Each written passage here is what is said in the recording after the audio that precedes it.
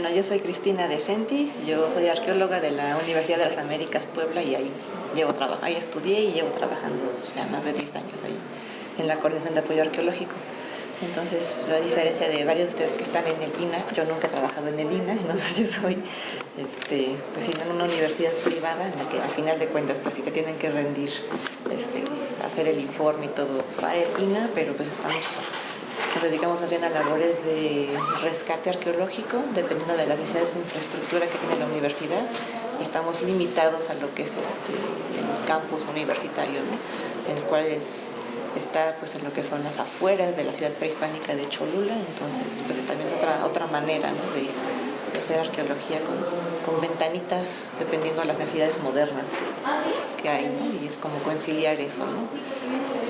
Rescate de esos elementos arqueológicos, pero pues también con las necesidades, en este caso de la universidad, que van cambiando, ¿no? Año con año. Mi nombre es Fernando, soy arquitecto por la UAM Xochimilco. Me interesa mucho el tema, sobre todo porque creo que en la cuestión de la conservación y restauración y todo este ámbito, todo lo que implica este ámbito, creo que hay un enfoque que nunca se ha estudiado muy a fondo, es como la relación entre las ciudades y el patrimonio, cómo se integran, cómo preservarlos y también cómo se produce ese daño ante el crecimiento de las ciudades. También trabajé algún tiempo en el INA, entonces me tocaba ver sobre todo como en zonas arqueológicas como las comunidades estaban en un conflicto con la zona arqueológica porque empezaban a invadir la poligonal, pero muchas veces porque buscaban recursos, ¿no? Para poder satisfacer las necesidades que tenían las comunidades, o también las zonas arqueológicas que estaban dentro de las ciudades, cómo se iban casi asfixiando por el crecimiento desmedido de las ciudades. Entonces, me parece un buen ejercicio. Hola, soy Adriana. Yo apenas me acabo de graduar de la licenciatura en arqueología por la UV de Jalapa, pero actualmente vivo aquí en la ciudad desde hace unos cuantos meses, y digamos que la línea que yo sigo, digamos, para mi tesis y eso es como, ¿cómo llamarlo? Como, por una parte, como interacciones que hubo en su época prehispánica, pero por otro lado, igual sigo como esto de la restauración, conservación y todas estas cosas, ¿no? Como algo más práctico, no tanto teórico, y que se puede ver un beneficio más a corto plazo que a largo plazo, y no tanto como para difusión académica, sino para que las zonas se vayan encontrando de una u otra forma bien, ¿no? Y puedo decir, prácticamente igual que el comentario anterior, como más que nada estoy en la Sierra Norte Poblana. Los casos son muy interesantes por el saqueo que hay, cómo las personas creen que el sitio se comporta con ellos y viceversa, y las perspectivas que ellos tienen, ¿no? Sobre si es manejable o si es hasta cierto punto responsable el tener una zona arqueológica, no como sitio, sino ya como zona, para que las demás personas vayan y visiten, cómo los puede afectar en su situación económica y todas estas cosas. Entonces yo creo que también es como importante ver qué es lo que las personas piensan, qué es lo que ellos pueden llegar a aportar a esto, y prácticamente pues de una u otra forma se les tiene que tomar en consideración, porque un visitante o la persona que lleva a cabo estos trabajos de conservación y restauración solamente va ciertos días del año o ciertos meses, y las personas pues ellos viven ahí todos los días. Entonces, ¿qué les está pasando? Hola, yo soy Francisco Casoso, soy ingeniero arquitecto por el POLI, maestro en conservación por la ENCRIM, y de cierta manera también he tenido tanto un poco de acercamiento a la parte institucional por la formación, y ahorita me he desempeñado en obras de restauración, pero desde el ámbito privado, y también se ve justamente esta gran diferencia entre lo que es el querer hacer o hasta dónde se quiere hacer y hasta dónde se puede. Y eso pues sumado a que desde la tesis de la maestría que he estado metiéndome mucho en los temas de la filosofía, pues me ha dado a cuestionarme muchas veces esta parte de lo que es la teoría de la conservación, la idea de lo que estamos planteando, de qué queremos conservar, cómo lo queremos conservar y de qué manera queremos que esto vaya a transmitirse, pues no solamente va implicado en una cuestión pues inmediata de los objetos, sino que también pues ya la realidad de lo que nos ha ido alcanzando pues implica también que el patrimonio pues se va vinculando con otros efectos mucho más complejos todavía, como les platicaba en la sesión anterior. Ya no solamente estamos en este punto de que el patrimonio son los edificios, son los objetos, sino también sus relaciones con el entorno, con el paisaje, con la calidad de vida, con pues lo que va a llevarnos más allá. Y ahorita que lo estamos teniendo muy en claro de las crisis ambientales, las crisis urbanas, de sobrepoblaciones, sobre tiempos de traslados, de construcciones y demás. Y eso también implica un golpe interesante a la forma en cómo nos concebimos como parte de una sociedad, de una comunidad, de una nación, entre otras cosas. Y creo que pues justamente estos espacios ayudan a empezar a discutir estas formas de verlo. Hola, yo soy Melissa Ortega, yo soy arqueóloga de la ENA y bueno, en estos momentos yo trabajo en registro arqueológico, pero he trabajado en salvamento arqueológico también. Entonces pues siempre he trabajado en el INA, bueno, casi siempre. Me interesa primero decirles que participar en un proyecto así me parece importante porque justo como tú, Nadia, decías, es difícil cuando estás trabajando en el INA y quieres decir algo, ¿no? Entonces, pues publicar es muy difícil, tarda un montón de tiempo, ¿no? Y entonces es necesario espacios como este para que nosotros podamos decir pues lo que pensamos, lo que trabajamos, lo que nos interesa. Y entonces pues primero decirles que pues está muy padre trabajar en este proyecto, bueno, participar, y que es muy importante abrir como más espacios, ¿no? Para poder decir las cosas. Después quisiera decir que me gustó este número entre el urbanismo y la arqueología, porque nuestro país pues está lleno de eso y esta ciudad pues aún más, ¿no? Todo el tiempo estamos conviviendo con eso y a veces es afortunado y a veces es devastador. Uno de mis temas preferidos es Cuicuilco, y es un tema en el que yo me he metido bastante, y ese es un perfecto ejemplo de urbanismo y arqueología, ¿no? Desafortunado creo yo, pero en muchos sentidos. Y entonces por eso me pareció que era importante decir las cosas que luego no se pueden decir, ¿no? Y además, por trabajar en salvamento arqueológico, pues es justo la parte en urbanismo y arqueología todo el tiempo, ¿no? Y ves cómo son los pensamientos de quien quiere, ¿no? Urbanizar y quien quiere proteger, y es un conflicto increíble, ¿no? Entonces, pues bueno, platiquemos de eso, a ver qué podemos sacar, Vale. ¿no? Yo soy Andrea Ortiz y soy estudiante de la licenciatura en restauración del ECRIM, mi 9º semestre. Como les decía la vez pasada, a mí me interesan mucho las relaciones entre la sociedad y el patrimonio cultural. y esta parte de que se tiene que todo el tiempo tomar en cuenta a la sociedad, porque justo son los actores que conviven todo el tiempo con el patrimonio cultural, y es un poco entender que el patrimonio cultural es algo que está vivo y que no solo es algo que es de antes de la llegada de los españoles para atrás, antes del siglo XX para atrás, sino que es algo que se construye todos los días, que todos tenemos nuestros propios patrimonios culturales. Y pues eso es lo que me interesa un poco de ver entre urbanismo y el patrimonio, porque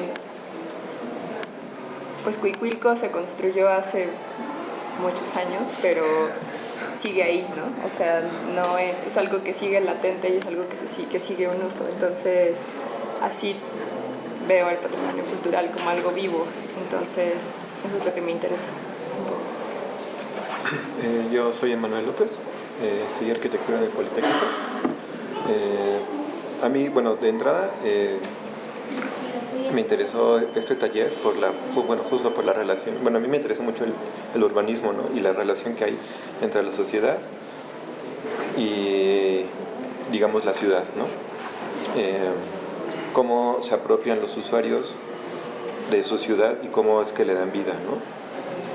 Entonces, a partir de ahí se me hizo muy interesante como este taller y la propuesta del número que relacionaba justo la parte arqueológica con el urbanismo, ¿no? A lo mejor no estoy muy familiarizado como con las cuestiones arqueológicas, pero sí se me hizo muy interesante, sobre todo en este caso de Cuicuilco, porque justo como lo que comentan, ¿no? Es un ejemplo muy claro de urbanismo y arqueología, ¿no? Entonces, no solamente, bueno, desde la perspectiva que yo lo veo, no solamente cómo se va a apropiar la gente de solo de la ciudad, sino también de un espacio que conlleva patrimonio, ¿no? Que conlleva también bueno, también están inmersos los estudiantes de la escuela, ¿no? La gente que vive alrededor, digamos como los visitantes a la zona, ¿no? Entonces como que todas estas diferentes, como bueno, no sé, le podríamos llamar como usos, cómo se ven afectados y cómo afectan a la zona y qué es lo que se debe, se puede y se debería como rescatar, ¿no? sobre esto. Bueno, yo soy Juan José Guerrero, estudié arqueología en la ENA, tengo una carrera también en psicopedagogía y ahorita estoy estudiando la maestría en la ENCRIM en museología.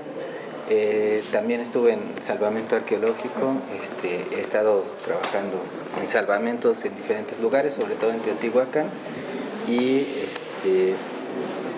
pues en general mis intereses siempre han sido en torno a los usos sociales del patrimonio cultural. Hay un titiritero que se llama Rafael Cursi, que habla sobre el teatro de títeres, pero dice algo que se me hace importante o relevante para el patrimonio, y es que hay una diferencia entre utilería y objetos en el teatro. La utilería, igual que la escenografía, pues ahí están, dan algún contexto, un poco la utilizan con ciertos fines los actores, pero el objeto sirve para objetar, y en ese sentido el objeto arqueológico, el edificio, esa es su función de objetarnos como sociedad, como población, como personas, y es eso de una u otra forma su uso. Cuando esos objetos nos ayudan a reflexionarnos, a criticarnos, entonces tienen sentido. Si no existen, no lo tienen. Y cuando esos objetos solo pueden llegar a ciertas personas porque tienen las formas de acceder al conocimiento, pues básicamente estamos quitándole el derecho de reflexionarse como seres históricos, seres que estamos en este mundo y que tenemos la posibilidad también de cambiar nuestras circunstancias. Estamos quitando un buen momento de reflexión, un buen espacio de crítica a la mayoría de la población. En ese sentido, pues la intención es que tenemos que regresar, que colectivizar esos saberes y esas funciones, y en el sentido urbano justamente es eso, nos estamos negando la posibilidad de reflexionarnos y de una u otra forma también de ejercer nuestro tiempo libre con fines cognitivos y también de ejercer nuestro espacio público, porque la reflexión es colectiva, es pública, y el patrimonio arqueológico pues juega ahí, es una reflexión muy espacial y temporal que debería estar inmersa en todos los proyectos urbanos, tanto de pueblos como de ciudades. Muy bien, yo soy Juan Tonches en las redes, aunque me llamo en realidad Juan Reynold Viviano Tonches, es más fácil Juan Tonches, arquitecto por la UNAM y estudié arqueología en la ENA también, y evidentemente esa dicotomía pues casi me obliga a interesarme por estos temas, además de la restauración y la difusión del patrimonio como en un amplio sentido, ¿no? Alguna vez encontré que la forma, en algún momento estaba yo más bien creyendo, quizás por la juventud, que la forma en la que se puede unir la arquitectura y la arqueología era a través del análisis de la arquitectura prehispánica. Pero no, creo que es muy poco, ¿no? Cuando lo descubrí en la ENA, precisamente, me quedó claro que más bien era el componente patrimonial de ambas disciplinas lo que les da conjunción, ¿no? Y no solo a estas dos, sino a muchas otras. Entonces, de entonces para acá, la intención de la misma creación de ARC y del proyecto Arqueopatillas, la revista y todo, ha sido pues empezar como a debatir esas cosas, en principio para curar mi propia curiosidad, y cuando te encuentras que hay muchas más personas que están como pensándose las mismas cosas, pues está padrísimo, ¿no? Entonces eso ha ido fortaleciendo el proyecto, y digamos que el momento a lo mejor más interesante de este desarrollo del proyecto de ARC ha sido la edición de la revista, y ha sido, yo creo, cada número el pretexto perfecto para empezar a conocer gente y empezar a platicar sobre muchas cosas que nos han unido. Y en esta ocasión, ya creo que nos hacía falta desde hace mucho tiempo. Se había tocado en algunos artículos aislados alrededor de la revista, pero recientemente pensamos ya generarlas como temáticas. Creo que ya empezamos a tener la convocatoria suficiente para construir cada número sobre un tema en particular, no un poquito de todo. Y finalmente pues nos decidimos a tocar este tema que ya hacía mucha falta abordarlo, a lo mejor desde muchas otras perspectivas distintas a las tradicionales, en términos de, bueno, y los voy a contar un poco aquí en corto. Uno de los artículos que llegó, yo, a pesar de que traté de ser muy cuidadoso en la convocatoria, era sobre análisis arqueoastronómico de una zona arqueológica, ¿no? Y más allá de que en lo particular yo la arqueoastronomía no es un tema que me entusiasme, ni mucho menos, creo que más bien no es eso de lo que queríamos hablar, pues, o sea, de nuevo, creo que no está ahí la relación entre el urbanismo y la arqueología, más bien está en los hoys, ¿no? En todo esto que ustedes dijeron ahorita, en la forma en la que las zonas y los vestigios arqueológicos, los bienes arqueológicos se relacionan con los entornos. Entonces, de eso va a tratar la revista, y como les había comentado, un poco la razón de este taller, de este workshop, para llamarlo de alguna forma, y se llama workshop más que por un asunto de marketing o algo así, es porque ya tenemos los tacos, que son talleres de acontecimientos. Entonces, un poco para diferenciar cada uno de los momentos, de los espacios que generamos. Bueno, esto es como un workshop en el que pretendemos que podamos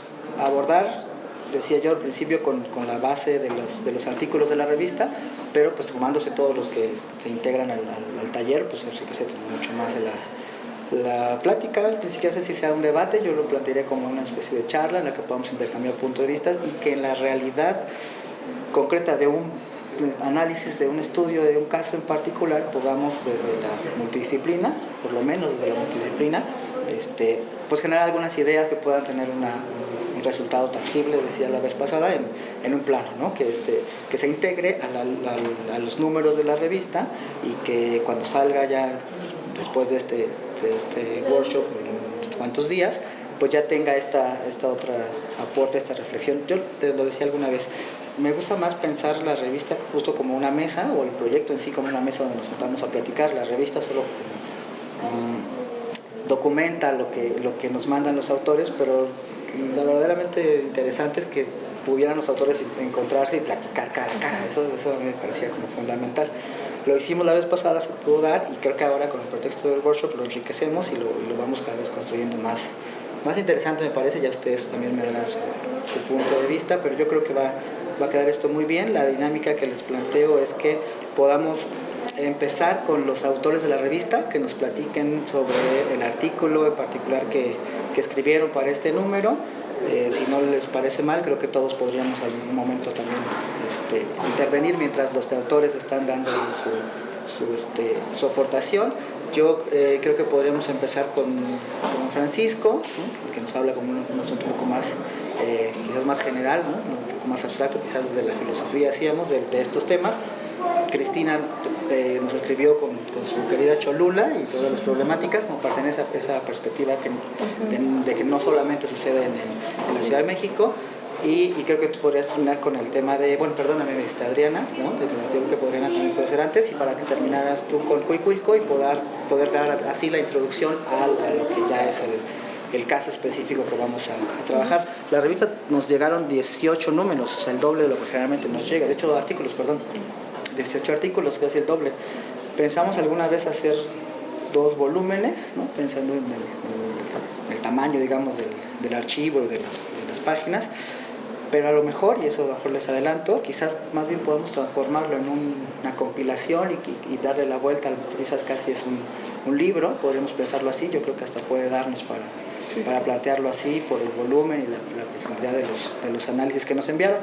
Hay casos de toda Latinoamérica y es probable que más bien nos demos el tiempo de transformarlo en un libro que sea precisamente esto, el arranque, ¿no? de la discusión en otros términos del urbanismo y la arqueología, ¿no? Entonces, más que número de la revista, y pues ahí nos vamos un poco acomodando respecto a lo que va saliendo. Entonces, si no les parece mal, y para que podamos ya entrarle al toro por los cuernos, comenzamos así. ¿Qué te parece, Paquito? No, estaba repasando. ¿Te acuerdas que escribiste? Sí, algo que contextualice, pues. Sí. La idea es que después todos, también quienes vean el video que estamos grabando y todos lean el artículo, claro, no cuenten toda la historia. Sí. Un poco de contextualizar las circunstancias. Cerramos con Melissa y le entramos al taller, ¿vale? Pues lo interesante de lo que fui escribiendo es que para ese momento yo ya tenía hecho algunas lecturas, pues prácticamente del ámbito más literario, en especial como mucha de la literatura francesa, como del 18 al 19. Y en parte de todo esto, pues fui discutiendo varias cosas, y una de las como primeras cosas pues muy obvias al principio es que siempre cuando tratamos de escribir algo, así una historia, desde seamos o no estudiantes de literatura o demás, siempre tenemos que reducirnos a un ambiente, a un espacio, a algún ejemplo de situar al personaje, al narrador y demás. Y muchas veces siempre está la ciudad, están los espacios abiertos, todos estos puntos. Y justamente ahí menciono una parte de uno de estos libros que es El diablo enamorado de Jacques Cassot, que justamente hace un recorrido desde una ciudad más o menos ya establecida, de regreso a la ciudad antigua, a la ciudad en ruinas, y va haciendo como recorrido muy romántico de cómo pues ve la decadencia y demás. Entonces eso pues también lleva a este punto, como lo comentaban en la introducción de todos, o sea, dónde nos estamos ubicando, dónde estamos recorriendo y qué estamos aprovechando de esto. O sea, entendemos en realidad pues a lo que nos estamos sumando en estas como superficies y capas de historia, de tiempos y de procesos dentro de toda pues nuestra cotidianidad, o nada más las estamos dejando pasar como un escenario en el fondo. Eso pues cambia un poco la perspectiva, porque desde pues ya mi experiencia más laboral, más próxima, sí me tocó estar en un proceso de restauración de fachadas en el centro histórico, y poco a poco en las interacciones con la gente sí nos comentaban de, pues yo llevo aquí 20 años, 30 años trabajando y nunca había escuchado el término de patrimonio, ni de zona de monumentos, ni zona de patrimonio mundial. Y en cierta medida pues fuimos como que abarcando este punto de, pues vean dónde, o sea, qué es lo que los está rodeando, no es un lugar cualquiera. O sea, tienen como que uno de los espacios más deseables, por así decirlo, para muchos. Y eso en cierta medida como que les ayudó a dar un punto de vista diferente a sus propias perspectivas y dar justamente cuenta de decir, nunca lo había pensado desde esa manera.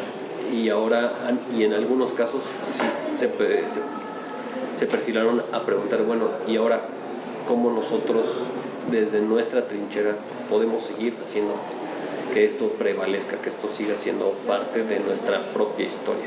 Porque ahí lo que siempre les tratamos de recalcar es que no es que el trabajo que queramos hacer es en detrimento de sus cosas o de sus calidades de trabajo, de vida y demás, sino al contrario, que ellos prevalezcan y que sigan aportándose dentro de este paisaje.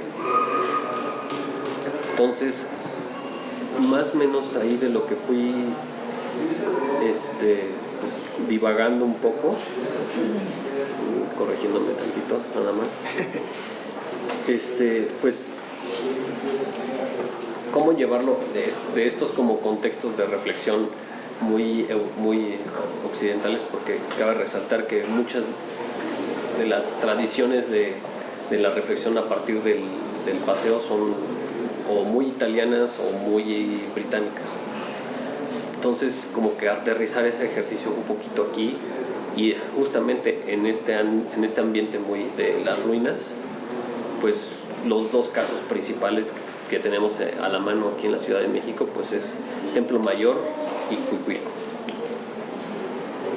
Y cae otra vez en este punto de cómo hasta la misma forma de narrar la forma en que se fue descubriendo Templo Mayor a diferencia de Cuicuilco, pues cambia.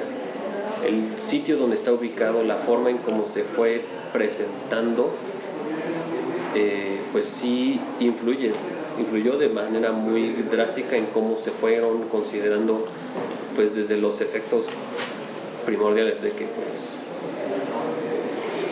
Templo Mayor se puso sobre el hecho de conservar el seminario original de la catedral y se decidió tirar un inmueble histórico en favor del arqueológico, que luego si lo vemos como en otros contextos, hay edificios en Italia, en España, en otros países que tratan de convivir de ciertas transparencias para poder seguir manteniendo esta continuidad, pero aquí no. Y pues ya estamos, ¿cuántos? ¿Como 30 años tiene el Templo Mayor? 40. 40, sí, tiene ese poco. Me acuerdo. Sí. Y o sea, tenemos 40 años de pues entender o de haber entendido a qué nos estamos enfrentando cuando se compagina lo urbano con lo arqueológico. Y en el caso de Cuicuilco es otro ambiente, otro aspecto muy aparte, porque en cierto momento pues, Cuicuilco era un espacio totalmente de las afueras de la ciudad, no estaba considerado dentro de. Y no sé si es por este punto como muy fortuito de que vamos a pasar insurgentes por ahí, hay una piedra, hay un montecito que está saliendo de ahí. Y poco a poco cómo van empezando de esta gran unidad a segmentarse y poco a poco volverse a dar cuenta de que la segmentación no está dando la lógica que se debería tener en dado caso, o incluso hasta viéndolo en comparativa de cómo han evolucionado los planos de la forma en que se entendía o se ha descubierto Templo Mayor a diferencia de Cuicuilco. Yo me regresaría un poquito a lo que decías de las narrativas. Ajá. Porque creo que también poco y me gustaba mucho tu perspectiva por eso, para la revista, porque siempre se lleva el tema de lo arqueológico en los entornos urbanos a la parte técnica, ¿no? Y poco se reflexiona respecto a los mensajes simbólicos que estos dan, ¿no? Al conservarse en los entornos urbanos o al desaparecer, ¿no? Que no estén también es un mensaje, una narrativa. Y me recordaba lo que escribías un poco sobre las narrativas que la misma gente de Yegualichan ha ido transformando y apropiándose de lo arqueológico, sí, ¿no? ¿Te cuentas? Sí, bueno, lo que más o menos, si me acuerdo de lo que tiene como medio año, es este caso, ¿no? De que también cómo las personas interactúan y consideran hasta qué punto esta zona arqueológica que tiene como 25 años, que ya está como zona, no como un sitio, y que obviamente pues muchos edificios están fuera de su poligonal porque están en las parcelas de muchos campesinos y de muchas personas, o están, digamos, en los alrededores de la misma comunidad, por así llamarlo, porque esta pertenece al municipio de Cuetzalan, y de la cabecera municipal a la comunidad son 8 kilómetros, caminando se hace una hora.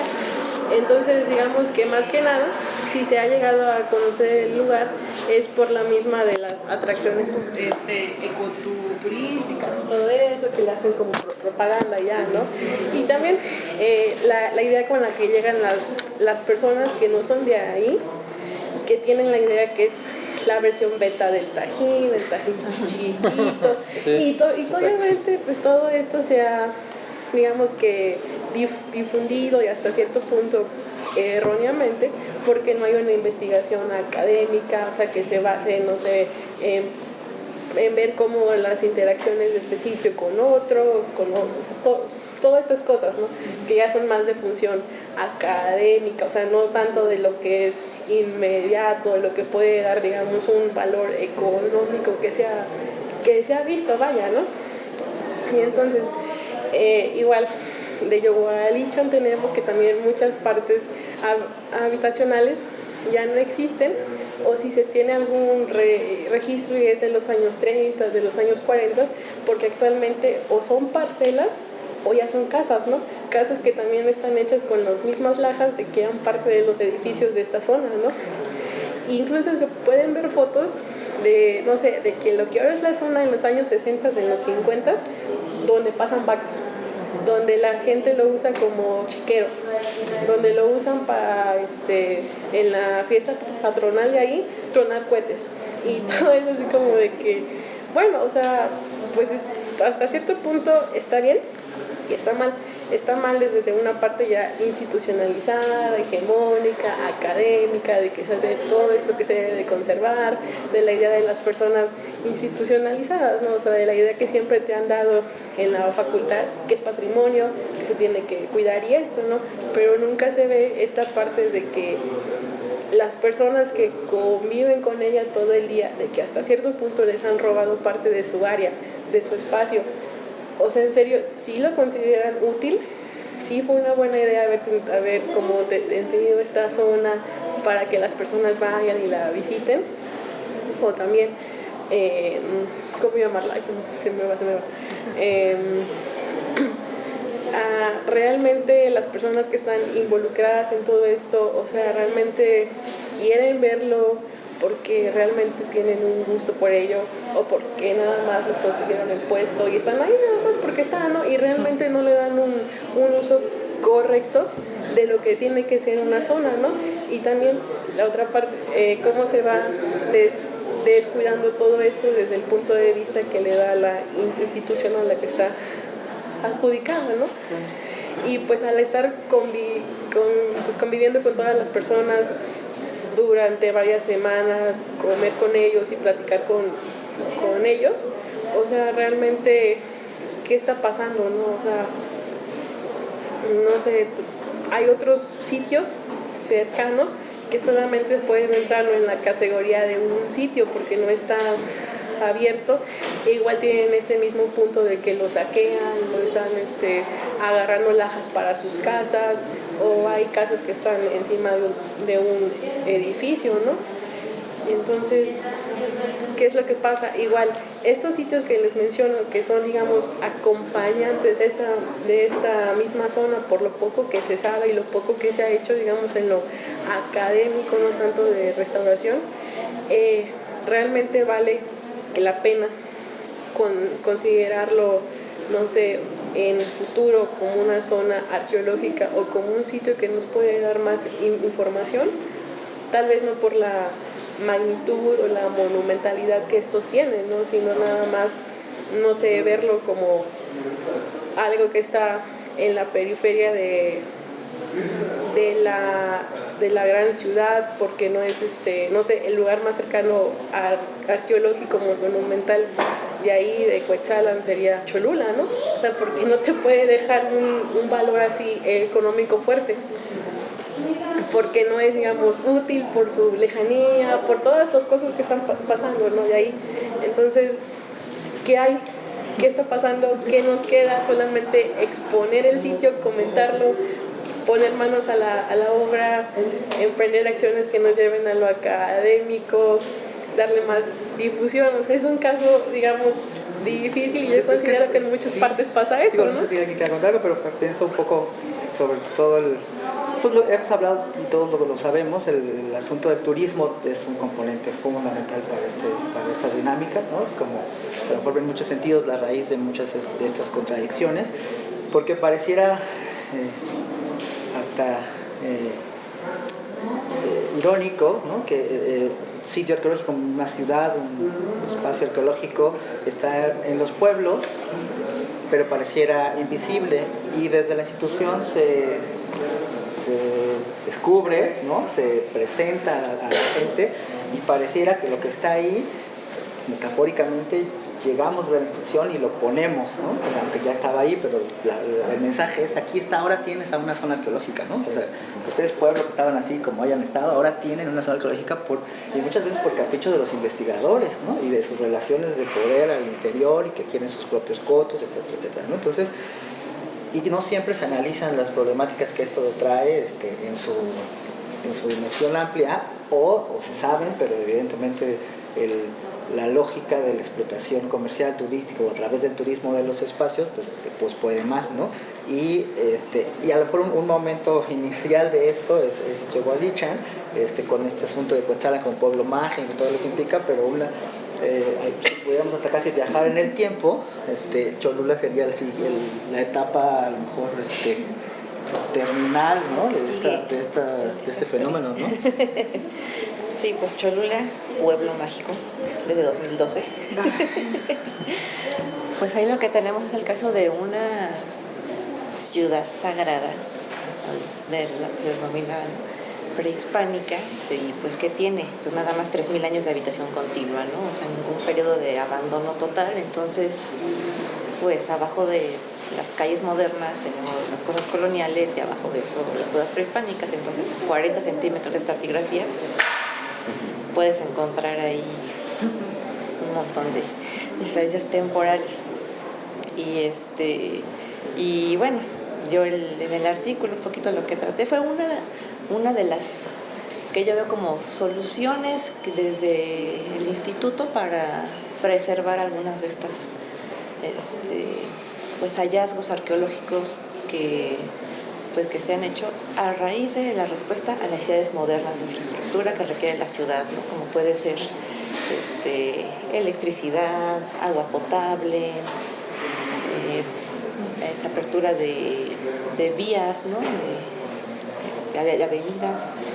Y pues en ese proceso pues sí es un trabajo, yo creo que bien difícil para todos los colegas de Lina, que pues sí se la tienen que rifar ahí con los de CFE, los de Sosapache, los de tránsito, y pues no es lo mismo, ¿no? Que estar uno trabajando aquí en el campus de la universidad, donde nadie te molesta y uno dice: a ver, aquí paran la obra y nos esperan el tiempo que queramos.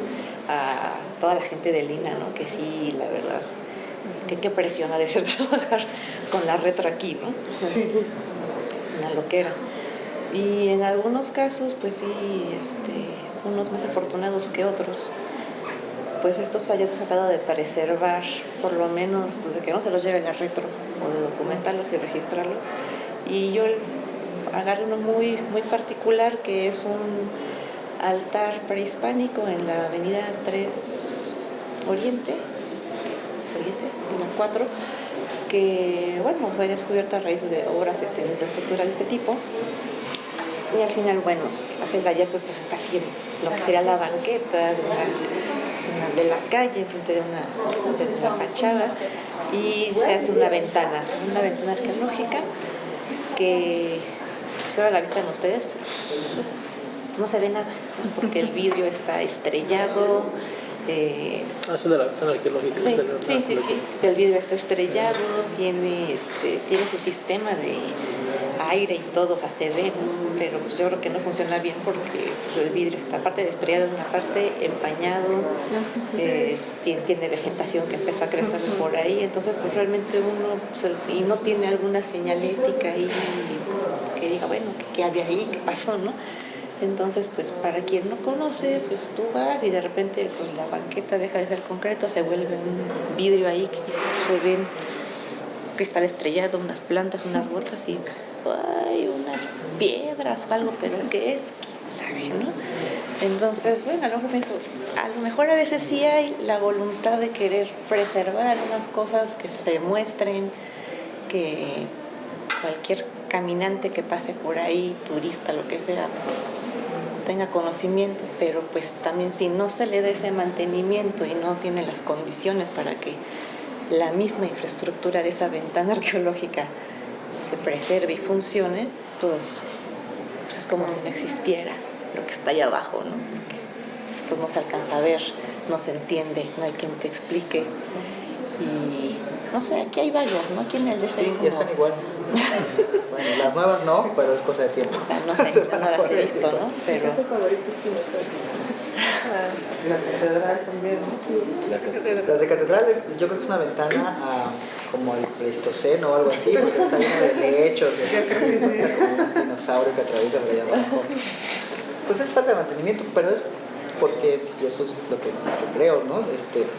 Estas iniciativas resultan, al tratar de paliar la inminente afectación del trabajo de infraestructura sobre el patrimonio, ¿no? Entonces, creo que en un intento, quizás buen intencionado, pero sí desesperado, o bajo un análisis no completo, se proponen las ventanas arqueológicas, pero no se analizan las realidades, si funcionan o no funcionan. Es como una respuesta automática, es como de, bueno, ¿qué hacemos? Una ventana arqueológica, inmediata, no se ve a largo plazo. Pues porque los tiempos institucionales privilegian el evento y no la continuidad, es decir, no nada más los institucionales, ¿no? También depende de justo lo que vas a hacer con las empresas que quieren hacer dicha obra, ¿no? Entonces eso también yo creo que depende mucho, ¿no? Porque a veces la institución ni siquiera es la que aporta para hacer eso, ¿no? Pues de hecho nunca en realidad, ¿no? Es una obligación de la empresa pagar porque yo creo que igual a lo mejor algo que se nos olvida también es que existen leyes, pues, ¿no? Leyes y reglamentos y todas las cosas que tienen que ver con la preservación de los monumentos arqueológicos, ¿no? Esa sería una de las razones, ¿no? También el por qué se quita a lo mejor o se privilegia la parte prehispánica, no la histórica, ¿no? Como estabas diciendo que era lo que pasaba, y con lo que están, con lo que deben de, a lo que se comprometen los que quieren hacer una obra, ¿no? O sea, tienen que pagar la excavación arqueológica, ¿no? Tienen que pagar las ventanas arqueológicas o cualquiera de estas cosas, ¿no? Entonces, eso como que no se nos tiene que olvidar, ¿no? Que existen... Ahora, es un asunto de negociación, porque, sí, la ley marca que, que las empresas que afectan al patrimonio tienen que pagar desde los sueldos arqueólogos hasta todo lo que corresponda con la remediación del daño, ¿no? Y ahí se deben o las ventanas o un museo sitio, o un museo comunitario, ¿no? Lo que sea. La realidad es que eso está a negociación, ¿no? Porque como dicen todo el mundo, pues según el sapo es la pedrada, ¿no? Es decir, hay casos en los que instancias empresariales tienen el suficiente poder, los suficientes contactos como para negociar esa aportación con más fuerza que otras, ¿no? Esa es la verdad. Pero también depende de lo que encuentres, Sí. ¿no? Porque no tiene que depender de la institución o de la empresa que quiera hacer dicha obra, sino también de lo que estás encontrando tú, ¿no? Porque pues, ¿qué caso tienes? Es un debate Si solo interesante vamos porque a encontrar, no sé, ciertas cosas que lo único que tenemos que hacer es recuperarla y listo, o sea, no tiene caso que digas, ay, déjalo exprimo. Ajá. Pero es un debate interesante porque quizás es reproducir, y estoy soltando cosas como para que charlemos, no es necesariamente categórico lo que estoy diciendo, pero no nos lleva a lo mejor a repetir la idea que en el discurso decimos haber abandonado de la monumentalidad y de lo arquitectónico como lo único que vale la pena conservar frente a lo demás.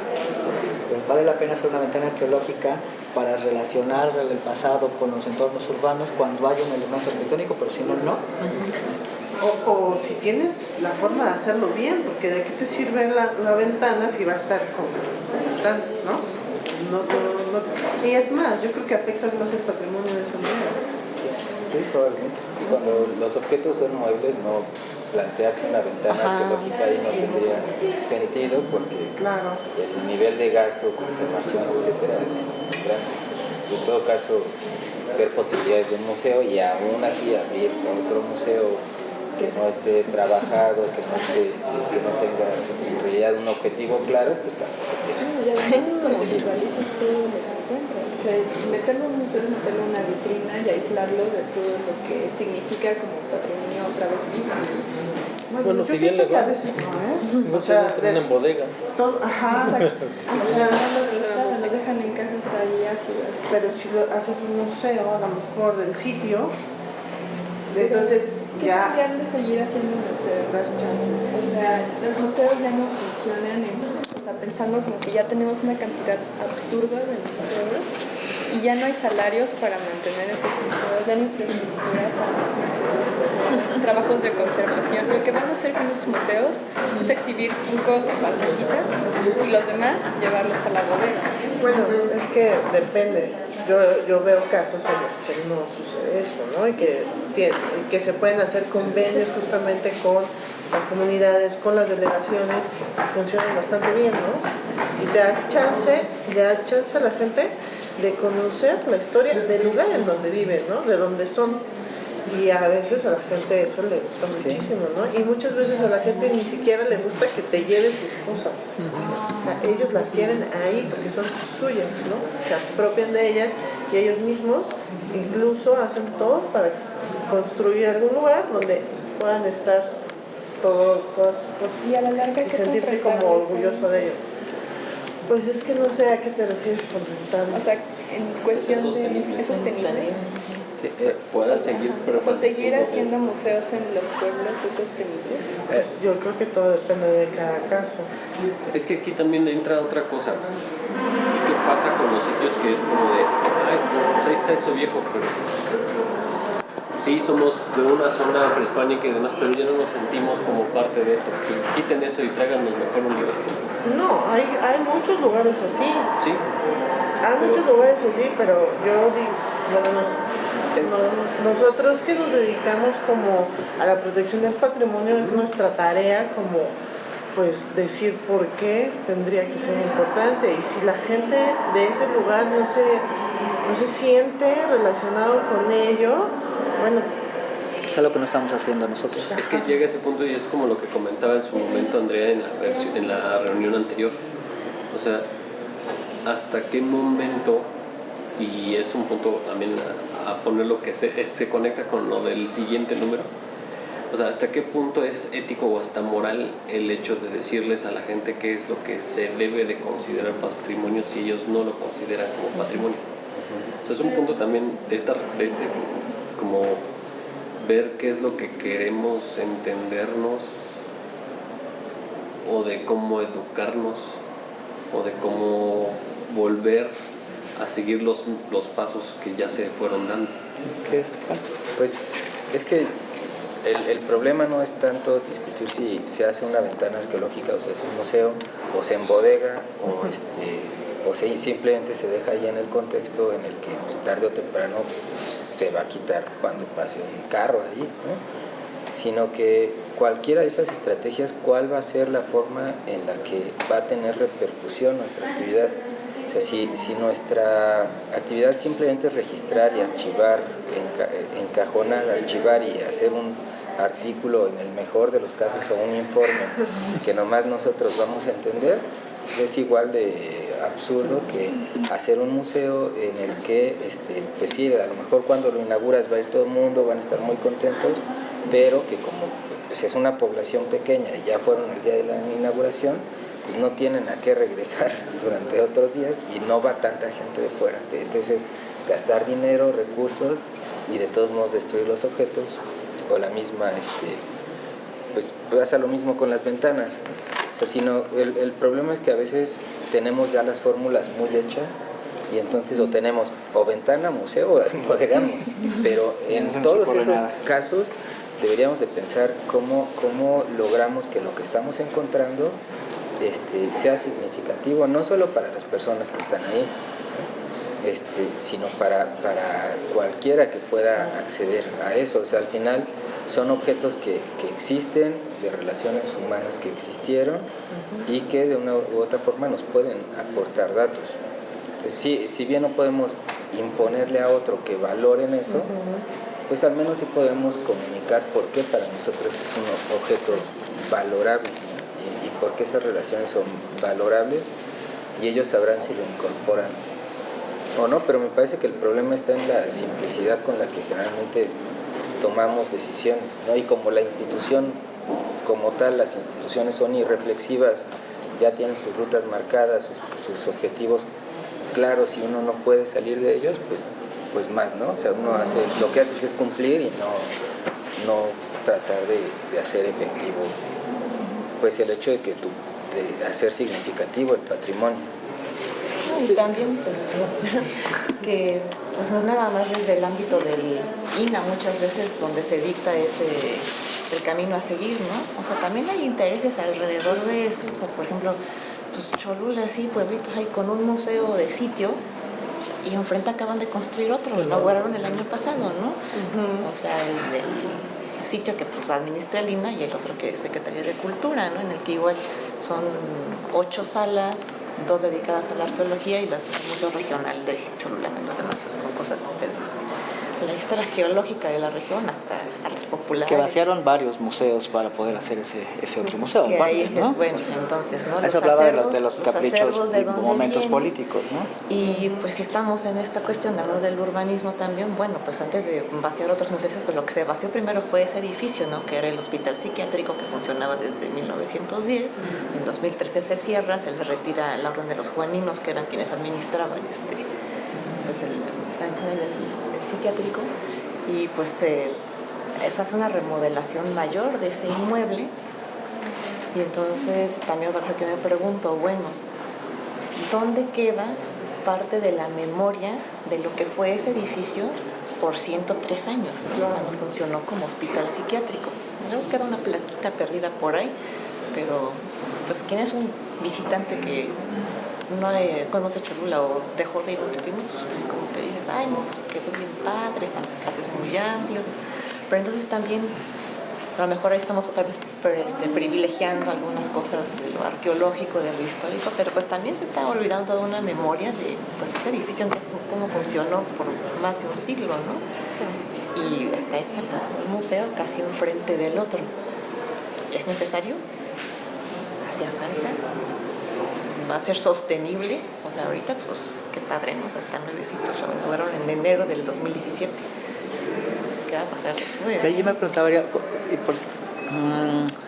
¿podemos trasladar la reflexión de la apropiación de los bienes a los territorios, por ejemplo, o a los objetos arquitectónicos? Porque, no sé, a lo mejor cuéntanos la historia, cuando vino toda esta propuesta de la plaza, ¿no? Que se ha planteado en muchos espacios, la famosa Plaza Cholula, ¿no? En las 7 culturas. Y las 7 culturas, y que después le cambió de nombre, y bueno. Sí, ahora es Parque Intermunicipal. Y al final quedó ahí una cosa un poco como Cuicuilco, ¿no? Un híbrido ahí que no es ni lo que Brianza van a hacer, ni tampoco nada. Al final siempre negocian en puntos medios, ¿no? Y ahí todos contentos.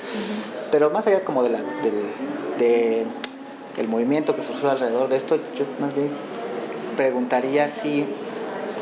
¿Tú cómo ves si el tema de la apropiación al espacio, al territorio, al entorno urbano es real o es una construcción nuestra y la gente más bien defiende otro tipo de cosas y que nosotros queremos trasladarlo a nuestros conceptos académicos?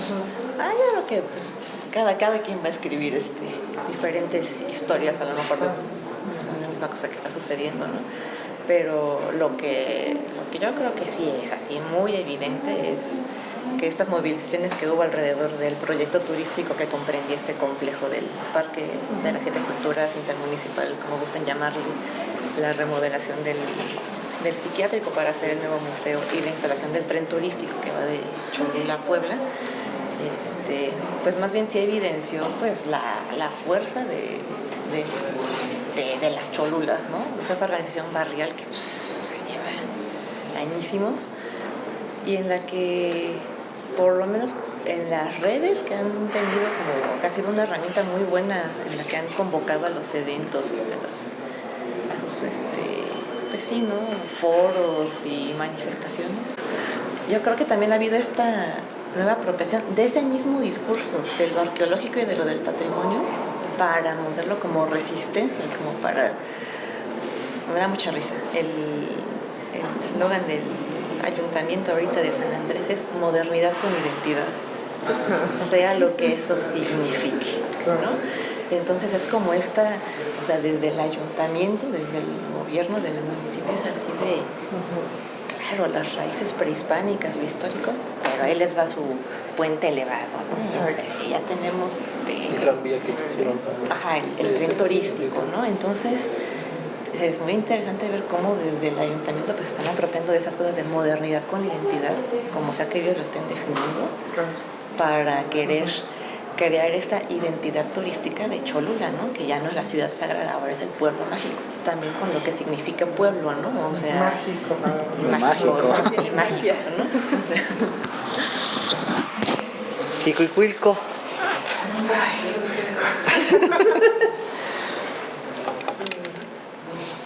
Pues el artículo del que yo hablo trata de cuando hicieron la Villa Olímpica en los 60s, que ya de por sí esa es un momento muy escabroso. Y bueno, trata de justamente, se conecta mucho con lo que dices de Cholula, ¿no? De cómo tienen dobles discursos, ¿no? El discurso nacionalista y el discurso de modernidad, y siempre hacen una revoltura y termina siendo para ninguno de los dos, ¿no? Cuicuilco tiene muchas cosas que se tienen que estudiar. Este sitio se empezó a trabajar desde los 20, desde finales de los 20 del siglo pasado, y se localizaron varios basamentos. Lo que pasa es que a Cuicuilco, si no lo sabía alguien, llegó la erupción del volcán Xitle y tapó casi todo el sitio, ¿no? Entonces, lo primero que se hizo en los 20 fue hacer excavaciones en el gran basamento, que es el que se conoce, porque era el que se veía, ¿no? Porque no se quedó cubierto por la lava. Pero en los 50 se hicieron varios recorridos donde empezaron a ver que había más basamentos en un radio pues muy amplio, ¿no? Y entonces en esas épocas la ciudad también, o sea, justo ahorita podemos empezar a hablar del urbanismo y de la arqueología, porque para los 50 la ciudad todavía no es tan grande, ¿no? O sea, el sur de la ciudad es pueblo, o sea, ya no hay, ya se acabó la ciudad, ¿no? Y es para los 50, 60 que empieza a crecer la ciudad por diferentes causas. Pero el momento crítico son los 60 cuando les dicen, sí, van a ser los nuevos, los Juegos Olímpicos, repeticiones, ajá. Los Juegos Olímpicos, entonces hay que hacer un diseño de la ciudad para albergar este gran evento, ¿no? Y entonces estamos en un gobierno súper autoritario, ¿no? Que solo va a tener una idea fija en la cabeza porque supuestamente las Olimpiadas harían que México así ya fuera potencia mundial, ¿no? Y todo el mundo se admiraba de nosotros, ¿no? Y justamente parte de eso tenía que ver con la cultura, ¿no? Porque inclusive existen las Olimpiadas culturales que se empiezan justo aquí. Y entonces habría que enseñar toda nuestra riqueza cultural, ¿no? Y entonces es el momento de los megaproyectos, ¿no? Como Teotihuacán, como Cholula, el Tajín, ¿no? Ajá, que son así monumentales y que necesitan abrirlos ya para que todos los turistas y toda la gente que venga pueda ver que así que gran historia tenemos. Y en el caso de Huicuilco, pues deciden que ahí van a hacer la Villa Olímpica y hay varias razones en por qué se hace la Villa Olímpica ahí. Yo creo que todas son malas, pero pues son las que son, ¿no? Porque el estadio olímpico pues está en Seúl y entonces hay un reglamento para todas las ciudades, para todos los países que quieren tener Juegos Olímpicos, ¿no? Y son diferentes reglas en las que te dicen que tú tienes que armar un circuito en tu ciudad donde todos los lugares donde van a hacer competencias y donde se va a quedar la gente tiene que estar bien conectado, ¿no? Porque pues no puede un participante de la carrera de los 100 metros llegar tarde porque hay tráfico, ¿no? Entonces tienen que hacer este circuito y entonces tienen que ir construyendo todos los espacios deportivos con esta lógica. Entonces, y no deben de hacer como mucho tiempo, ¿no? En ese momento pues no se hacía tanto tiempo en la ciudad tampoco, ¿no? Insurgentes no estaba construido, ¿no? Ni Periférico estaba construido hasta esa altura, ¿no? Y en ese momento es cuando empiezan a abrir para poder conectar todo el circuito de los lugares. Entonces es una de las lógicas para hacerlo. La otra tiene que ver con que la Secretaría de Obras Públicas tiene terrenos en la ciudad donde pueden hacer desarrollos y uno de ellos es justo donde está la Villa Olímpica, ¿no?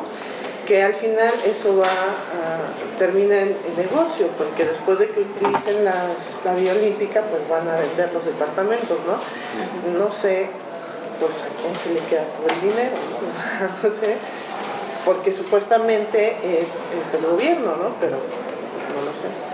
Entonces, si ya teníamos gente que había hecho recorridos y ya había dicho que existían tantos basamentos que no son chiquitos, o sea, son bien grandotes, son como pues muy parecidos al gran basamento, son muy grandes, ¿no? Pues decidieran decir, ahí justo donde está la zona arqueológica o donde están los vestigios, porque todavía no se hablaba de la zona arqueológica, pues ahí hay que darle, ¿no?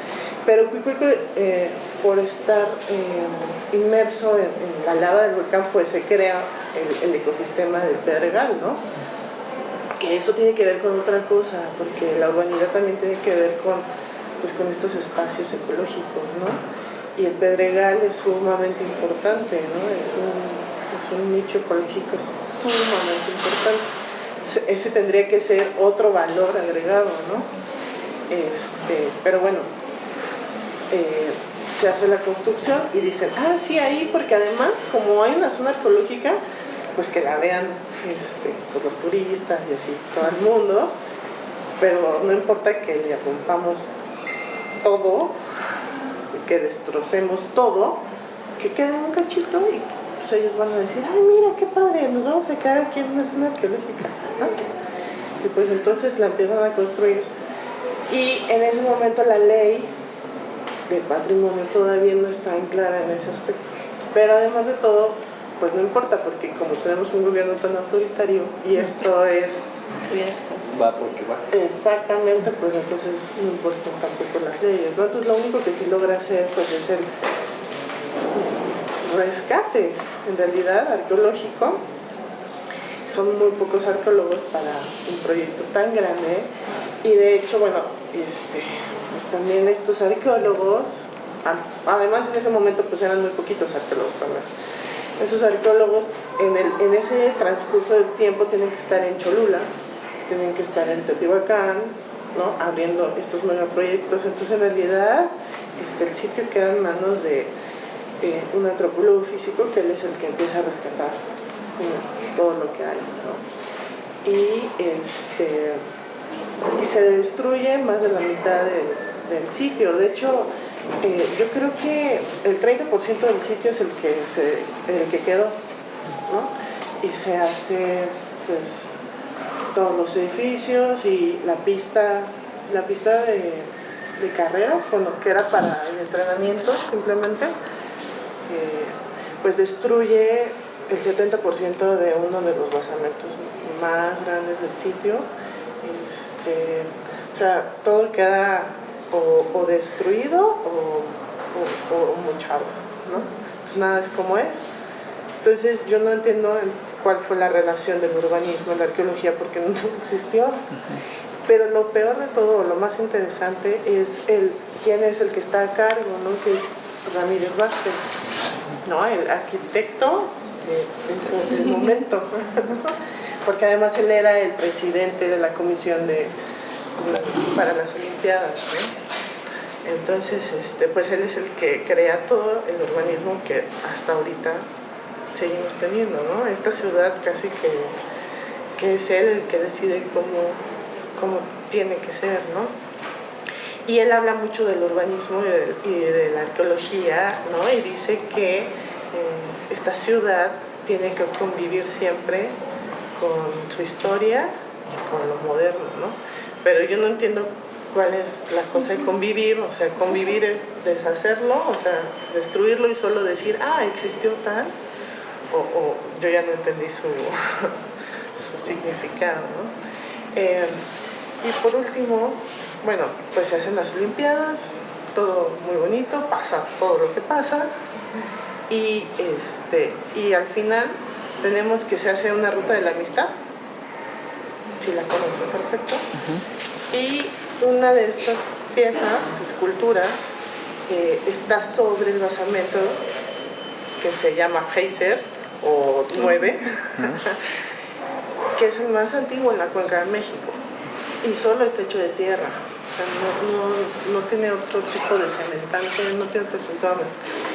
Este basamento yo creo que está aproximadamente al 40%, 60%, porque también fue destruido, ¿no? O sea, era eso de trabajar justo con las retroexcavadoras, con los tractores encima de ti y tú teniendo que sacar todo lo más posible, ¿no? Entonces lo destrozan y esta escultura la ponen encima de este basamento de tierra, que es de una estructura metálica y toda está rellena de cemento, ¿no? Entonces, mi última reflexión que está en el artículo es cómo es posible que para seguir dando paso al urbanismo en esta ciudad hacen el segundo piso del periférico y quitan o reubican las esculturas de la Ruta de la Amistad para justo ayudar al urbanismo, ¿no? Que esta ciudad pueda moverse mejor. Pero esta escultura que está encima del Geyser, del monumento más antiguo que tenemos en esta ciudad, no lo quitan, y son muchos intereses, ¿no? Porque la Ruta de la Amistad, que hay un patronato que saca dinero por eso, decide que no lo puede quitar, porque ¿cómo lo va a quitar de la zona? Ese es el atractivo de esa escultura, ¿no? Y de ahí puede ver cómo sacar recursos, ¿no? Aunque siempre hay como cosas que Lina no le permite, de todas maneras siempre encuentra la manera de hacer algo. Entonces, ¿por qué no sacarlo de la zona? Porque dicen ellos, es que estas esculturas pertenecen al patrimonio artístico de nuestra ciudad. Está bien, pero el patrimonio artístico no puede ir primero, no es que el arqueológico, ¿no? O sea, siempre primero tendría que ser el arqueológico, o es el arqueológico y después el artístico, ¿no? Y si ya fueron removidas todas para seguir dando paso al urbanismo, ¿por qué no quitamos esa, no? Porque además ya se volvió un símbolo, porque es la Villa Olímpica que destruyó la zona arqueológica, ¿no? Entonces es siempre como estar haciendo pues tonto, yo digo, o queriendo hacer tontos a los demás entre un discurso y lo que haces, ¿no? Y eso nos pasa todo el tiempo, sobre todo en esta ciudad, ¿no? Donde tienes que estar luchando tú como arqueólogo para que te dejen terminar un trabajo, para que te dejen recopilar toda la información posible, porque la van a destruir. Y pienso también que igual necesitaríamos como trabajar más con los arquitectos y los ingenieros para dejar de pelear y los dos poder pues hacer el trabajo lo mejor que se pueda, ¿no? Y bueno. Pues. Sí, yo me encanta que hayas mencionado lo del geyser, porque hasta ibas un poco a cerrar con eso realmente, pero tenía que salir desde el principio porque es el símbolo de todo esto, pues creo yo, ¿no? O sea, no solo es el símbolo de Villa Olímpica, es el símbolo de las contradicciones que hay entre lo urbano y lo arqueológico, por muchas cosas, ¿no? Algunas hasta positivas y otras no tanto, ¿no? Porque es cierto lo que mencionas, ¿no? Ya quitar la escultura del basamento ya tiene muchísimas implicaciones, ¿no? No solo las de conservación. Las de conservación podrían ser bastante bien fundamentadas respecto a por qué no habría que quitarle ese mogote de cemento y de acero a la estructura. ¿Y por qué no debieron ponerlo? O sea, ahí creo que ahí todos coincidimos, pues, pero después todo lo demás, ¿no? O sea, la estación del Metrobús de Villa Olímpica es eso, ¿no? Pues es la escultura del geyser sobre el basamento. Pero es que, o sea, justo, ¿por qué la estación se llama Villa Olímpica y no se llama Cuicuilco? De hecho, justamente iban a hacer un metro que iba a correr desde Indios Verdes hasta Eulalia Guzmán, y Eulalia Guzmán ahí, y la última estación se iba a llamar así, pero por lo mismo de intereses políticos y mejor poner un metrobús a poner un metro, por cambios de derechos de autor le pusieron ese nombre, pero si hubiera sido metro se hubiera llamado así. ¿En serio? Sí. Pero entonces ese ya también es otra cosa, ¿no? Implica otra cosa. Sí. ¿No? Porque si es metro, ¿por qué tiene que ser Cuicuilco? Y si es metrobús, ¿por qué tiene que ser Villa Olímpica? Y es... Por lo mismo de que iba a pasar por la superficie, y por lo mismo iba a tener una profundidad muchísimo mayor y más cosas, ¿no? Entonces sí. Ya iba como que otra cosa por ahí. Eso no sabía, pero sí. Ahora lo que creo que nos funciona para amarrar muy bien con lo que vamos a hacer, yo creo que podemos ahora sí como entrarle al tema de Cuicuilco, es eso, y ahí estaba la pregunta que hacíamos en la convocatoria, ¿no? Hay un modo de entrañar estas contradicciones, o sea, podemos construir una relación más virtuosa, decía yo en la convocatoria, es decir, no podemos negar lo que ahora representa, por poner el ejemplo del geyser, este espacio, ¿no? o este símbolo en la traza urbana de la ciudad para la misma gente de Villa Olímpica y todo eso. Pero también es cierto que hay un componente de conservación, ¿no? que es fundamental, ¿no? Importantísimo. Pero al mismo tiempo hay una serie de intereses, como lo bien decía del patronato de la Ruta de la Amistad, la forma en la que los gobiernos se hacen de símbolos porque los necesitan para poder hablar de progreso, para poder hablar de desarrollo, ¿no? Y las zonas arqueológicas a veces son solo eso, ¿no? Solo símbolos. Por eso solo es importante edificio, no es importante el contexto, no es importante la ciudad arqueológica, porque el símbolo, el objeto, la pirámide es suficiente, ¿no? Por eso es suficiente como marca para los pueblos mágicos, si no les importa. Podrían tener una pirámide totalmente rodeada de lo que sea y no importa, como marca es suficiente, ¿no? Sí, claro. Como símbolo de lo que quieren es todo lo que se requiere, ¿no? Entonces el basamento del geyser y la escultura es todo lo que necesitan para estas ideas de identidad urbana, comunitaria. Pero la pregunta será entonces para nosotros, a lo mejor esa es con la que partimos el workshop, ¿cómo podemos construir otro tipo de relaciones urbanas con esos entornos?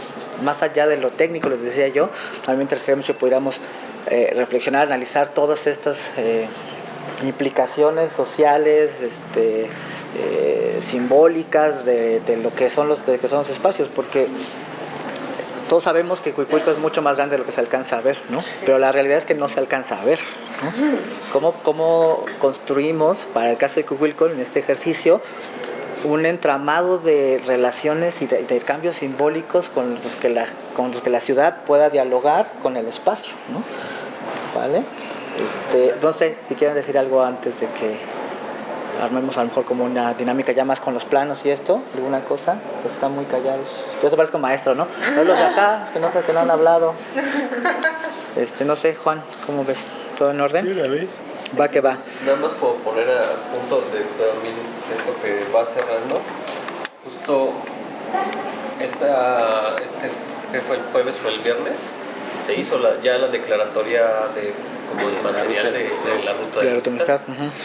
Y ahí son esos puntos, y creo que también volvemos como que a uno de los ámbitos como que se tocó, por ejemplo, en el número anterior. O sea, hay momentos en los cuales pues son críticos, son complejos, pero son procesos que pues ya, o sea, a la distancia ya los podríamos analizar, los podríamos reflexionar y todo, pero pues ya están.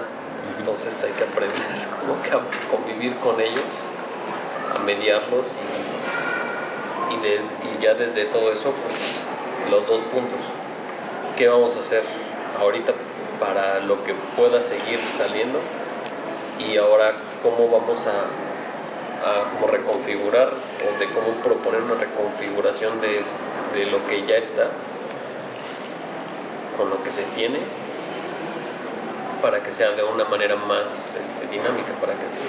Sí, yo invitaría a eso, que planteemos las preguntas y desde su expertise podamos como vaciar en el plano. La dinámica, para quienes estuvieron la semana pasada, los chicos, perdón, es que sobre una cartografía a diferentes escalas de la zona arqueológica y sus entornos, podamos analizar, en principio, yo creo entre todos, cuáles son a lo mejor los puntos nodales que nos están como jalando. Por ejemplo, ya sabemos que el geyser es un punto, ¿no? La misma zona, su polígono, Plaza Imbursa, Plaza Perisur, etcétera, etcétera, y cómo podemos hacer las conexiones. Lo que me interesa es un poco dejar libre el ejercicio para que a lo mejor cada uno de nosotros, desde el expertise que tenemos, los intereses particulares, lo que analizamos los artículos, lo que nos gusta respecto a las relaciones urbanas, podamos trabajar en el plano, ¿no? En algún momento irlo intercambiando, platicando, charlando entre nosotros, en una primera etapa, para tratar de hacer lo que algunos llaman el diagnóstico participativo, ¿no? O sea, un poco tratar de, entre todos, vaciar las problemáticas que vemos, ¿no? Ahí puede haber una interesante contradicción, a lo mejor en lo que creen unos y otros que es un problema y que otros no. Un ejemplo concreto, el tema que se planteó mucho en este asunto de las asambleas en la ENA, respecto a la conexión de la calle de Zapote con la parte sur, por ejemplo, ¿no? A mí se me gusta mucho como para poderlo discutir, porque sí o no, pues, ¿no? ¿Es una buena idea o no? No lo sé, ¿no? Pensémoslo un poco. Yo intuyo ahí que todos conocemos Cuicuilco, por lo menos podemos platicarlo un poco. Si no, hubiera hecho un poco más largo, les decía, todo este proceso si hubiéramos organizado una ida. Entonces partamos de que más o menos conocemos el entorno, conocemos la zona, por lo menos arqueológicamente la conocemos, y si no, de todas formas, de cualquier modo, conforme vayan planteándose las problemáticas, todos vamos a poder aportar, ¿vale? Entonces hagamos eso. ¿Cerramos? No. rondita como de conclusiones, si quieres ahora de la izquierda, para que te agarre sorpresa. Con respecto a... Sí, con respecto a la dinámica, al taller, a lo que vimos hoy. ¿El taller o lo que salió? Todo lo que tú quieras. Bueno, no sé, yo creo que sí está como muy interesante lo que mencionas de a lo mejor aterrizarlo un poco como en físico, ¿no? Se me ocurre igual a lo mejor hacer un recorrido como por la zona, como todos juntos, igual a lo mejor ya estando ahí, ya como viéndolo como ya a lo mejor más como en persona, podemos a lo mejor ampliar la perspectiva que tenemos a partir del taller y a lo mejor llegar a otra conclusión un poco más profunda, ¿no? Pues no sé, pues ajá, eso. Sí, estuvo muy interesante porque no siempre un restaurador tiene la oportunidad de convivir con arqueólogos y ver conviven cuando se pelean. exacto, hay que pelearnos. Convivencia sana. Una convivencia sana. Y ver justo como su visión, porque pues obviamente, o sea, en lo personal de repente nos interesa más la parte histórica, entonces, o sea, justo yo entré en este taller pensando cómo se pueden adaptar este tipo de acciones también a la parte histórica, ¿no? También lo que veíamos de la fábrica textil, que hay un montón de edificios que ya les estorban a todo el mundo, ¿no? En el centro histórico, aquí, o que ya son solo carcasas y que ya están invadidos por la flora, ¿no? Y se me hizo muy interesante porque pues de repente sí puedes hacer cosas muy inmediatas que pueden influir a las personas que están alrededor y a nosotros mismos también hacer un mapeo y entender lo que está sucediendo. Y pues estuvo interesante también ver como las opiniones de arquitectos con los que también todo el tiempo nos peleamos. Y sí, todo el tiempo todos nos peleamos. Ajá, y pues entender también un poco como de, es que las banquetas son importantes, o sea, es como, pues sí, son importantes, yo paso por ahí. O sea, como de repente un montón de cosas que luego nosotros nos cerramos como en nuestro medio y no vemos, ¿no? También estuvo muy interesante y qué bueno que se abrió esto y pues estaría padre que no nos quedáramos solo en la zona de Coihuilco, sino que también pudiera abrirse a otras zonas que tienen un problema similar y muy complejo, que ahorita vemos que está muy complejo. Y nada más. Bueno, interrumpo tantito. Recuerden que un poco el planteamiento del workshop era construir un grupo de trabajo, un grupo de estudio, es decir, no solamente como por la coyuntura de la revista, sino que pues, por supuesto quien esté interesado y después pueda sumar y ir armando más un equipo, un grupo que esté como muy interesado en este tema de la relación entre el urbanismo y la arqueología y que podamos seguir haciendo cosas, ¿no? Seguir como debatiendo por lo menos sobre las problemáticas que surgen, ¿no? No sé si eso después evoluciona en otra cosa, en un seminario, yo qué sé, pero por lo menos construir el material humano que esté como con deseos de participar y de empezar a hacernos preguntas en este sentido, ¿no? Sí, y que es interesante porque todas estas cosas pasan todo el tiempo con edificios que se construyeron casi ayer, ¿no? O sea, no sé, pasa en la Merced, pasa en varios mercados que ya se absorbieron y de repente pues no entiendes cuál es la dinámica histórica y cuál es la dinámica actual, ¿no? Entonces este tipo también de estrategias pueden funcionar perfecto para también poder empezar como a generar otro tipo de dinámicas en esos espacios que están muy interesantes. Nada más. Gracias. Pues yo nada más quisiera decir lo mismo que al principio, que es bueno tener espacios donde poder decir, ¿no?, las cosas que ves, que piensas, que estás estudiando, porque no tenemos tantos espacios, ¿no? La cosa de trabajar después de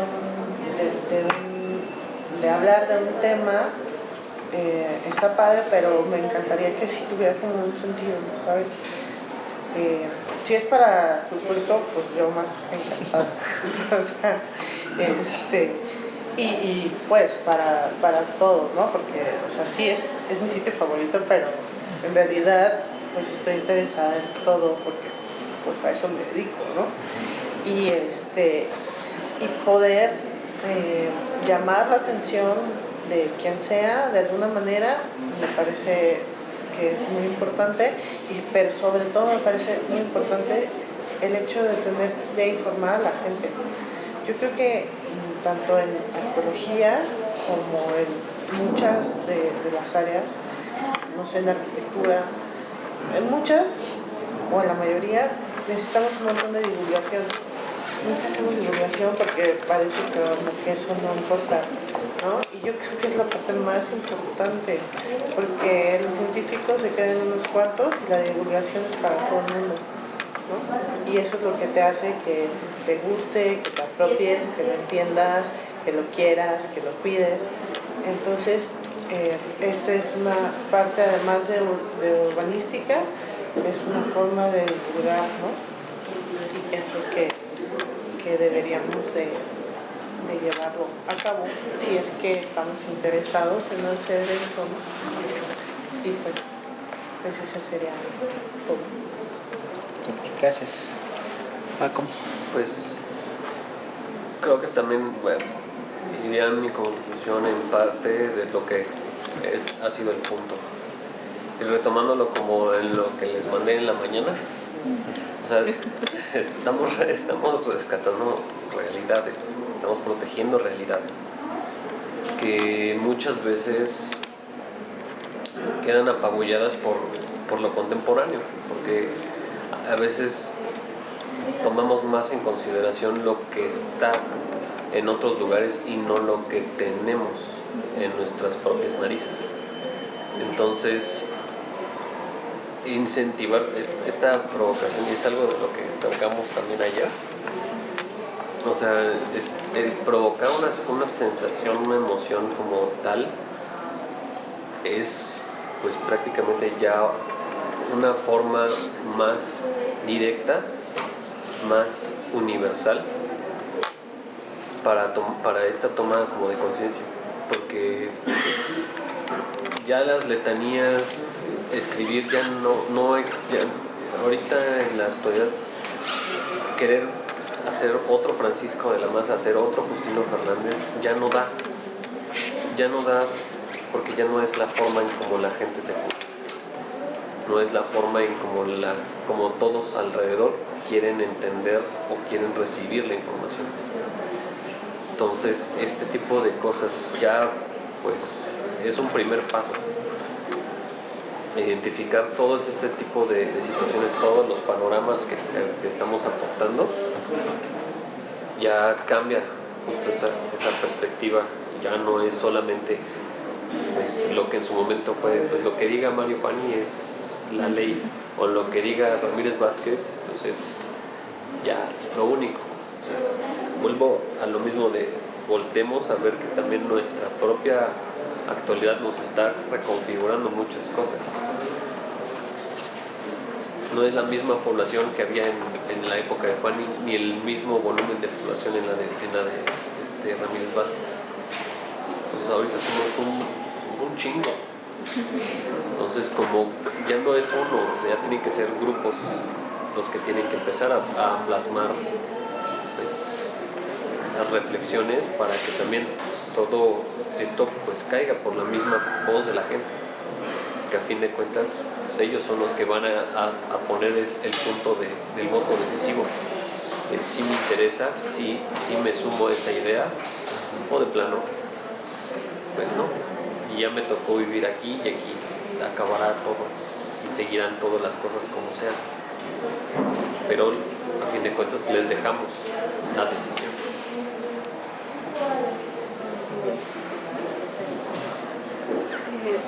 Bueno, se me hace muy interesante todas las cosas que estuvieron planteando desde diferentes perspectivas, desde los usos que se tienen actualmente de toda esta zona, las realidades que se han creado y todo esto, ¿no? Y lugar estas diferencias que hay desde los espacios, ¿no? Desde una élite que está, digamos, abarcando la mayoría, creando hasta cierto punto cinturones de marginación, y obviamente pues hasta cierto punto la zona arqueológica se puede entender como un casco, ¿no? Que también puede ser como un impedimento para que otras obras públicas o expansiones de las mismas colonias o de lo que realmente las personas necesitan más espacio para vivir, ¿no? Porque pues es obvio que en esta ciudad lo que más se necesita es espacio, y ya se vio que construir hacia arriba no es muy viable por todo lo que conlleva la escasez de recursos. Y otro también sería como ver todo esto, hasta qué punto está afectando todos estos niveles de fauna, flora, ¿no? Porque de una u otra forma el espacio es de ellos, bueno, originalmente pues es de ellos. Los invasores somos todos nosotros, entonces si actualmente hay un equilibrio de las especies y de la flora, ¿hasta qué impacto se cortarían ciertos nidos o se cortarían expansión vegetal, ¿no? Y igual, ¿qué es lo que las personas piensan de esto, ¿no? O sea, si les gusta, no les parece. Porque sigo pensando esto, muy bonito y todo, ¿no? Pero pues ellos son los que conviven con su realidad todos los días.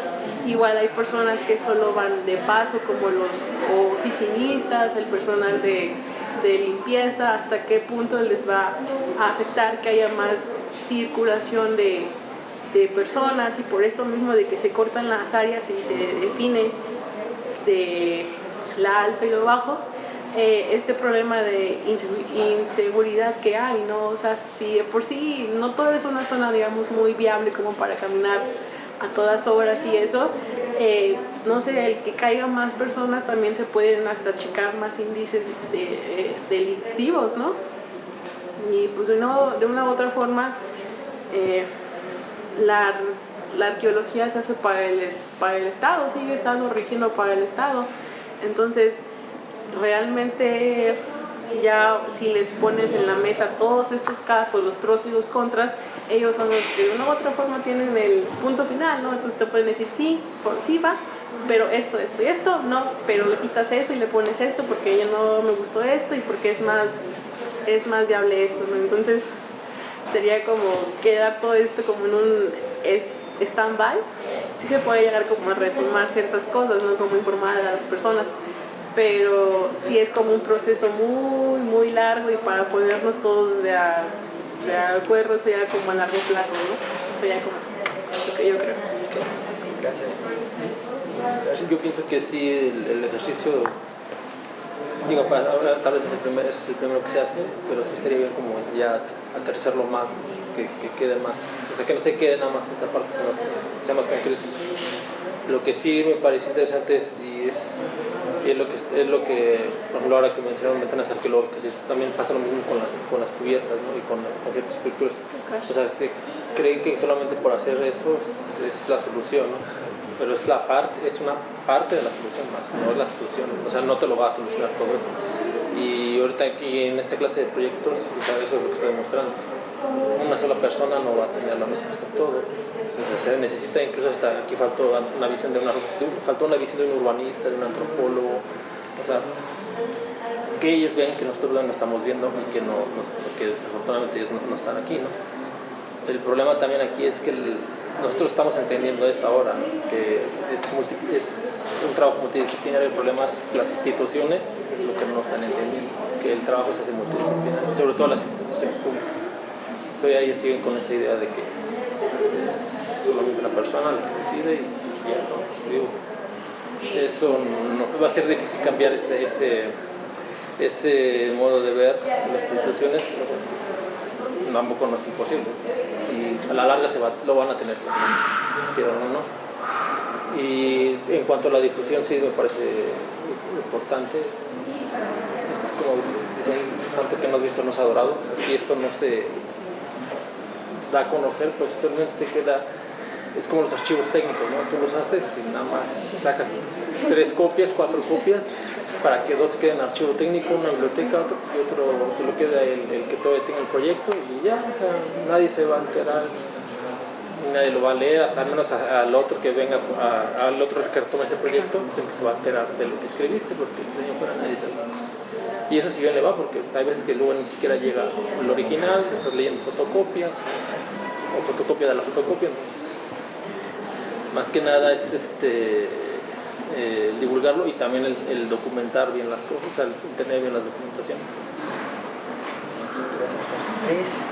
Bueno, pues otra vez, muchas gracias por la invitación, Juan, y a todos. A mí siempre me gusta hacer la fuereña de los tacos y los talleres que arman en ART, porque siempre me conocía cosas que o no conocía yo o que visité hace siglos y no me acuerdo.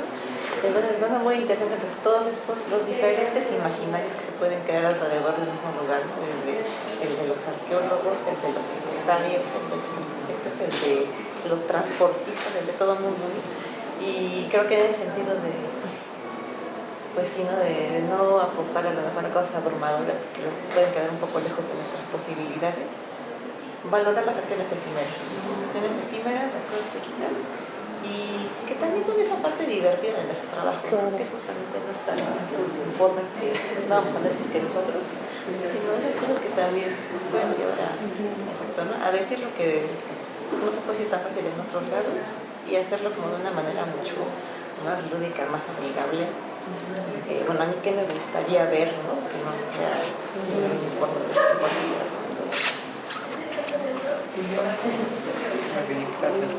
pues ya en lo concreto creo que sería bueno pasar esto limpio. Sí, eso ya es y hacer como ya bien cuáles son los distintos puntos y quizás es difícil vernos e ir como decía Daniel, ir puntualmente todos juntos, pero pues usar la tecnología y jugar con Google Maps, ¿no? Irnos a parar a cada uno de los puntitos que hemos identificado y ver las posibilidades de las estrategias de difusión de las que hemos hablado, ¿no? Mural, cédula, carteles, publicidad. Y pues bueno, es una forma de darle vida a los informes. También ahora me da mucha curiosidad leer el informe Cuicuilco B, ¿no? No vas a encontrar, no hay. Okay. ¿De nada? Pero ¿dónde estuvo? Pues? ¿Dónde estuvo? Si podemos pasar. ¿Dónde estuvo? ¿Cómo? No, que yo no voy a encontrar el informe. El informe arqueológico. En el informe no hay, o sea, lo único que vas a encontrar son recortes de periódicos de esa época. Uno de Florencia Miller donde trae así todas las entrevistas que le hicieron. Pero el archivo técnico no. El archivo técnico. Ok, bueno, eso también va a ser interesante, ¿no? Puede ser como un pretexto para decir, oigan, pues hicimos una búsqueda y no encontré nada, ¿no? Así es. Y ya, pues, bueno, podríamos hacer una cédula así para Cuicuilco B, vacía, ¿no? Y nada más como digan, no hay información, porque no hay información. Periódico, tal. Y el asterisco del fondo. Cualquier situación reclamen al que tenía que entregar su reporte. Eso estaría bastante bonito. Eso va a ser muy revelador. Y pues nada, agradecer a todos compartir sus experiencias, perspectivas, porque siempre procuro aprender de todas ellas. Gracias. Pues igual, es muy interesante ver otras perspectivas, también conocer sobre Cuicuilco, de algunas cosas, porque aunque en general pues sí lo vimos todos, sí, claro. Historia de México, de la ENA y todo eso, pues no es lo mismo cuando ya conoce a alguien que ya excavó ahí, ya más o menos conoce y localiza, siempre es agradable. Me parece que este tipo de ejercicios son importantes porque de una u otra forma, aunque no se vayan a llevar a cabo, plantean propuestas, nos hacen imaginar cosas, cada uno de nosotros irá a trabajar algún espacio y algunas de las cosas que se hayan dicho aquí pues las podremos incorporar, ¿no? Por ejemplo, a mí pensar en el ancho de las banquetas nunca me había pasado por la mente, pero sí, quizás creo que nos faltó, a lo mejor en ausencia de un antropólogo, ver todas estas formas de incorporar a las colonias que hay afuera, de estrategias posibles de trabajo, no necesariamente en la zona arqueológica, sino fuera. ¿Te puedo decir algo, perdón?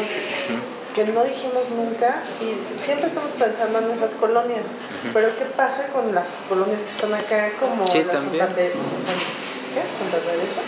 Camino a Santa Teresa y todo eso, porque pensamos como en esta parte de, es que sí se fueron a poner como paracaidistas, no sé qué, pero toda la gente de acá no tiene la menor idea de nada de esto.